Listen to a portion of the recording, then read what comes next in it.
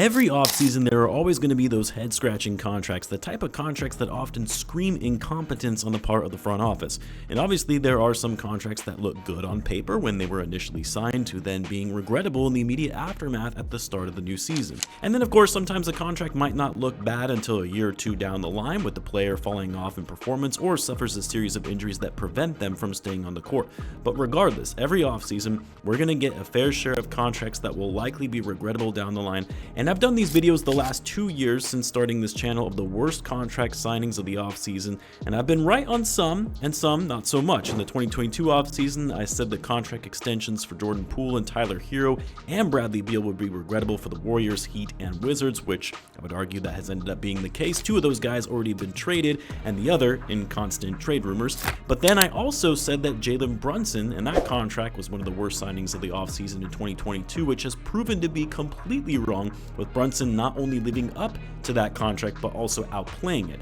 And then the 23 offseason, I had the signings of Draymond Green, Fred VanVleet, and Jeremy Grant as the most regrettable ones, which still only 1 season removed from that, but I would say that those aren't necessarily panning out well for their respective teams. So in this video, we'll be going over the most regrettable or the worst contract signings of the 2024 offseason. I would love to hear where you guys agree or disagree, and a year from now we can come back and see how far off we were. As always, if you're new to the channel and you like this type of content, it would mean a great deal to me if you subscribe to help the channel grow. Let's see if we can get this thing to 100,000 subscribers by the end of the year, and of course in return I'll be providing more NBA content like this. Now, a couple call outs. Obviously this offseason isn't over at the time of this recording. There are still some free agents who remain unsigned, but for the most part the biggest names, about 80% of all free agents from the offseason, have been signed. And then the other call out, for the purposes of this video, I will not be discussing trades. This is purely free agent signings or contract extensions. I'll include sign-in trades, but I won't be grading any trades in this video, just offseason signings or extensions. And then the other thing I'll add in going through these and assessing how bad the contracts could be is I'm not only just basing it on the player that was signed, but also the circumstance of the team and their financial situation, direction, like how will said player impact their timeline and overall cap sheet, and whether it makes sense for them given what they're trying to build. And the first contract I'm going to start with might surprise some people because he's such a big name, and I do think he will make his new team better, but that's Paul George signing with the Sixers for 4 years, a max deal of $211.5 million. Look, Paul George is a great player, a perennial all-star. Some might even say he's a superstar level player. He's great on both ends of the floor, he raises a team's ceiling, and he impacts winning. And for the Sixers, a team that has been desperate to get the right talent around Joel Embiid, and now having this budding star in Tyrese Maxey, they know their window to win is now. Keeping Embiid happy, trying to win a championship for him, that is right now. They need to be able to get beyond the second round of the playoffs, and Paul George does make their team better. I still wouldn't put them ahead of Boston, but they will be a top team in the Eastern Conference.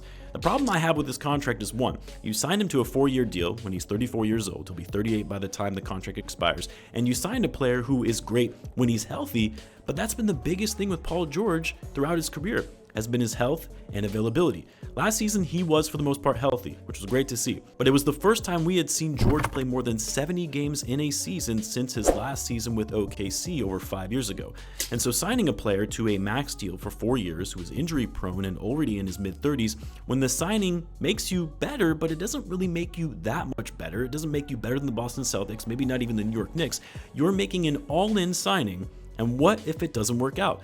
What do you do then? Because you now have 2 players on max deals in their 30s in Embiid and George, both players who have had their health issues in the past, and now you're hamstrung financially to build upon for the future. Like, I get why the Sixers did it, and yes, given Paul George's game and great play from last season, he's deserving of a big payday, but 4 years at a max rate is a contract I think will be regrettable down the line. It would be different if this made the Sixers the clear title favorites for next season, but I don't really believe that they are.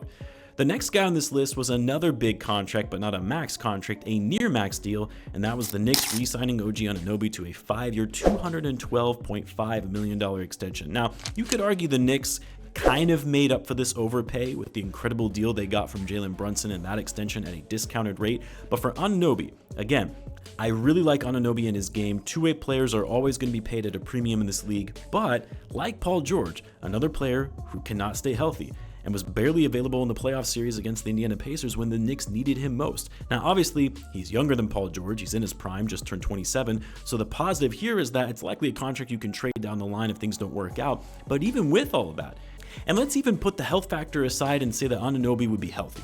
is he really worth over $40 million per year?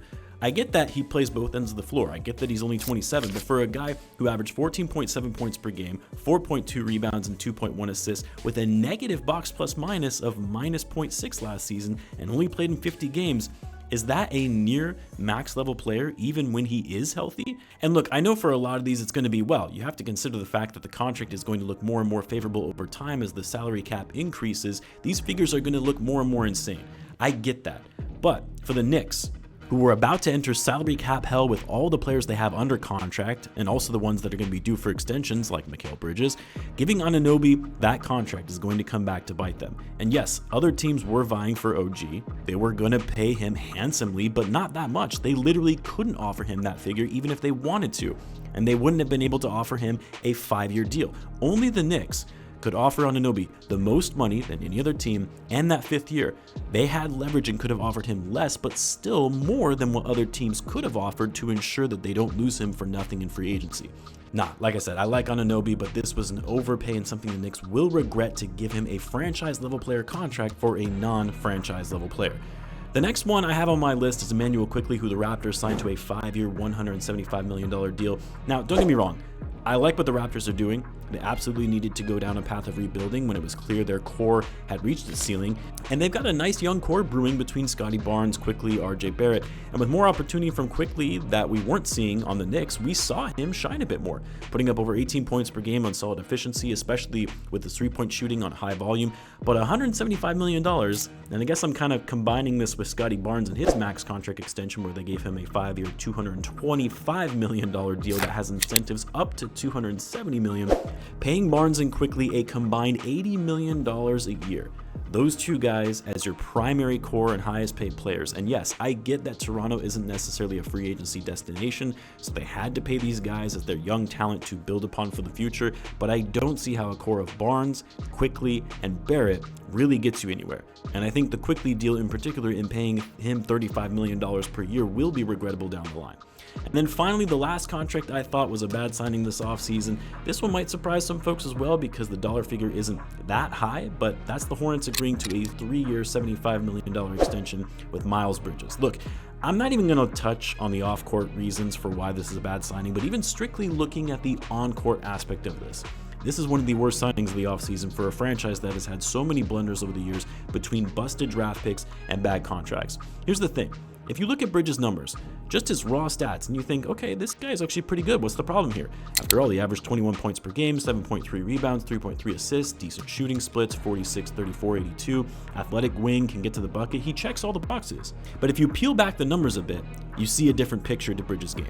When you break down his overall efficiency, you see that he has a below average true shooting percentage. He has a low efficiency rating relative to his usage. He's a net negative when he's on the floor with a -12 rating when he's on the court and a -3 on-off rating.